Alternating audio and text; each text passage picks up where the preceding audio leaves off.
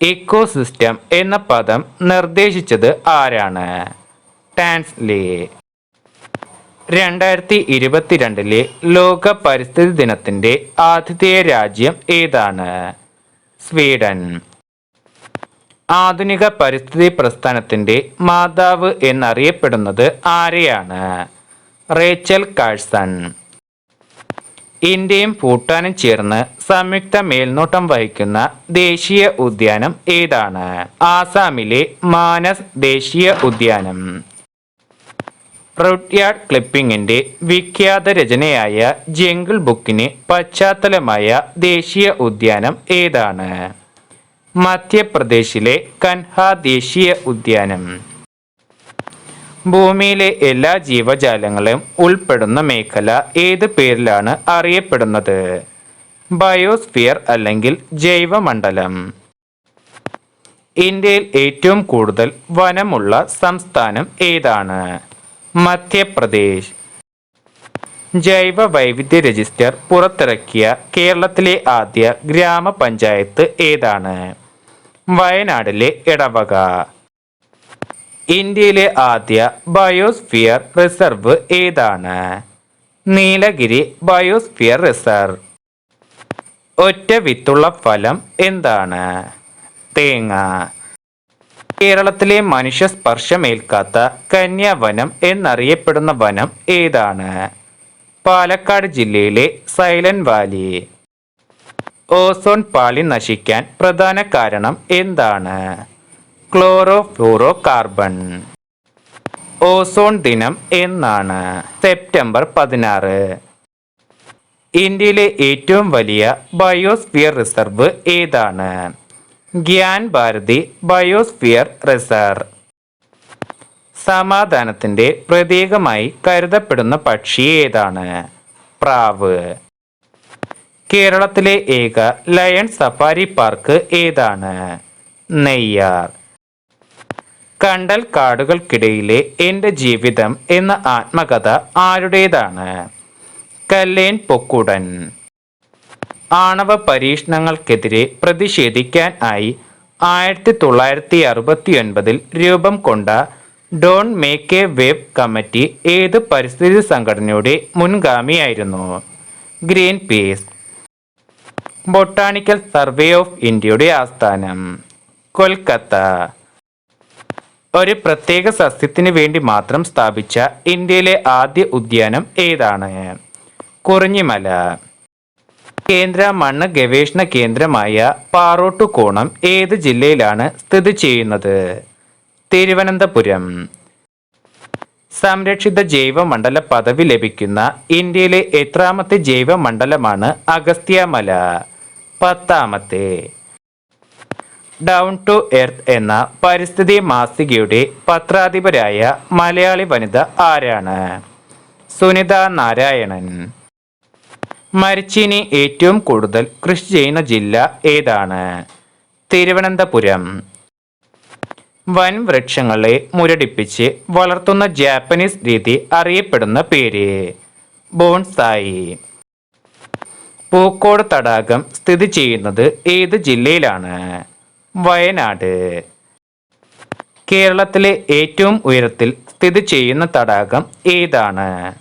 വയനാട് ജില്ലയിലെ പൂക്കോട് തടാകം.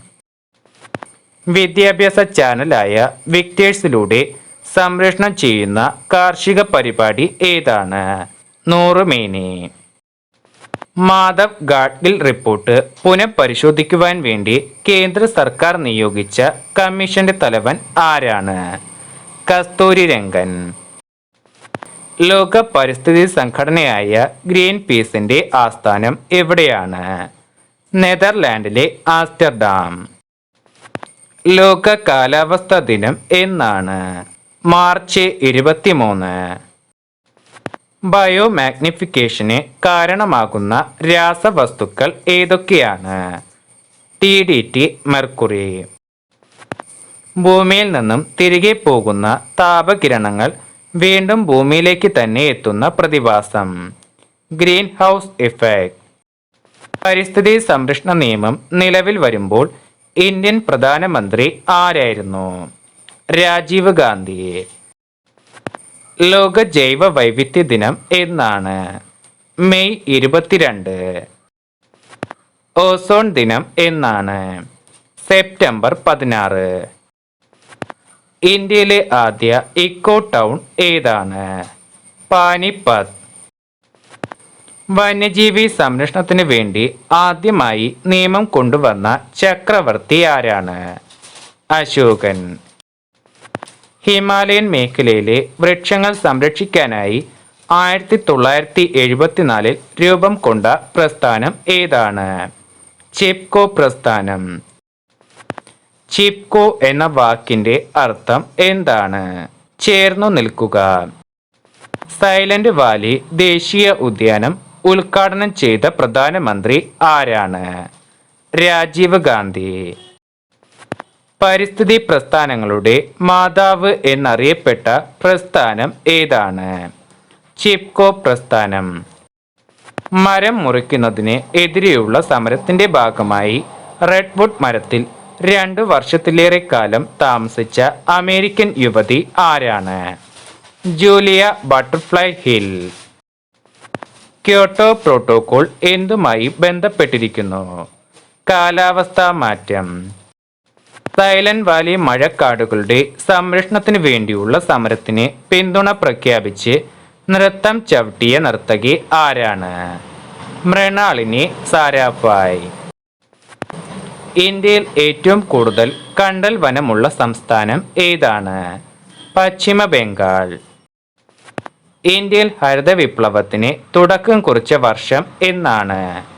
1966. ഇന്ത്യൻ പരിസ്ഥിതി ശാസ്ത്രത്തിന്റെ പിതാവ് എന്നറിയപ്പെടുന്നത് ആരെയാണ്? Professor R Mishra. ആധുനിക പരിസ്ഥിതി പ്രസ്ഥാനത്തിന്റെ മാതാവ് എന്ന് അറിയപ്പെടുന്നത് ആരെയാണ്? Rachel Carson. ലോക പരിസ്ഥിതി ദിനം എന്നാണ്? ജൂൺ 5. ലിവിംഗ് പ്ലാനറ്റ് റിപ്പോർട്ട് തയ്യാറാക്കുന്നത് ഏത് സംഘടനയാണ്? World wide fund for nature. United nations environment പ്രോഗ്രാമിന്റെ ആസ്ഥാനം നെയ്റോബി. ലോകത്തിലെ ഏറ്റവും വലിയ കണ്ടൽക്കാടുകളായ സുന്ദർബൻസ് സ്ഥിതി ചെയ്യുന്നത് എവിടെയാണ്? പശ്ചിമ ബംഗാൾ. പ്രൊജക്റ്റ് ടൈഗർ പദ്ധതി ആരംഭിച്ച വർഷം? 1973. ഇന്ത്യയിൽ കണ്ടൽ വനങ്ങൾ ഏറ്റവും കൂടുതലുള്ള സംസ്ഥാനം ഏതാണ്? പശ്ചിമ ബംഗാൾ. ഗ്രീൻ ബെൽറ്റ് പ്രസ്ഥാനം സ്ഥാപിച്ചത് ആരാണ്? വങ്കാരി മാതായി. IUCNന്റെ ആസ്ഥാനം സ്ഥിതി ചെയ്യുന്ന ഗ്ലാൻസ് ഏത് രാജ്യത്താണ്? സ്വിറ്റ്സർലാൻഡ്. കണ്ടൽ ചെടിയെക്കുറിച്ച് പ്രതിപാദിച്ച ലോകത്തിലെ ആദ്യ ഗ്രന്ഥം ഏതാണ്? Hortus Malabaricus. അമേരിക്കയിലെ അരിസോണയിൽ കാണപ്പെടുന്ന മരുഭൂമി ഏത് പേരിലാണ് അറിയപ്പെടുന്നത്? ചായമടിച്ച മരുഭൂമി. പശ്ചിമഘട്ടത്തെ ലോക പൈതൃക പട്ടികയിൽ ഉൾപ്പെടുത്താൻ തീരുമാനിച്ച വർഷം ഏതാണ്? 2012. മൺസൂൺ എന്ന വാക്ക് ഏത് ഭാഷയിൽ നിന്നാണ് രൂപം കൊണ്ടത്? അറബി. ലോകത്തിലെ ഏറ്റവും വലിയ കണ്ടൽ വനം ഏതാണ്? പശ്ചിമ ബംഗാളിലെ സുന്ദർബൻ വനങ്ങൾ. ലോക വനദിനം എന്നാണ്? മാർച്ച് 21. ലോക ജലദിനമായി ആചരിക്കുന്നത് എന്നാണ്? മാർച്ച് 22.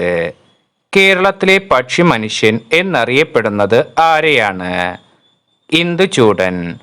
കേരളത്തിൽ കണ്ടൽ വനങ്ങൾ കൂടുതലുള്ള ജില്ല ഏതാണ്? കണ്ണൂർ. കേരളത്തിലെ ആദ്യ വന്യജീവി സങ്കേതം ഏതാണ്? പെരിയാർ വന്യജീവി സങ്കേതം. പൊതുജന പങ്കാളിത്തത്തോടെ സംരക്ഷിക്കപ്പെടുന്ന പ്രദേശങ്ങൾ അറിയപ്പെടുന്ന പേര്? കമ്മ്യൂണിറ്റി റിസർവുകൾ. മുത്തങ്ങ വന്യജീവി സംരക്ഷണ കേന്ദ്രത്തിലെ സംരക്ഷിത മൃഗം ഏതാണ്? ആന. പരിസ്ഥിതി കമാൻഡോകൾ എന്ന് വിശേഷിപ്പിക്കപ്പെടുന്ന ലോക പരിസ്ഥിതി സംഘടന ഏതാണ്? Green peas. കേരളത്തിലെ ആദ്യ പക്ഷി സംരക്ഷണ കേന്ദ്രം ഏതാണ്? തട്ടേക്കാട്. വംശനാശം ഭീഷണി നേരിടുന്ന ജീവികളുടെ വിവരങ്ങൾ അടങ്ങിയ പുസ്തകം? Red data book. 2020 ലോക പരിസ്ഥിതി ദിനത്തിന്റെ ആതിഥേയ രാജ്യം ഏതാണ്? കൊളംബിയ. ഇന്ത്യയിലെ ഏറ്റവും വലിയ ബൊട്ടാണിക്കൽ ഗാർഡൻ സ്ഥിതി ചെയ്യുന്നത് എവിടെയാണ്? കൊൽക്കത്ത. ഇന്ത്യൻ ഹരിത വിപ്ലവത്തിന്റെ പിതാവ് എന്ന് അറിയപ്പെടുന്നത് ആരെയാണ്? Doctor M S Swaminathan.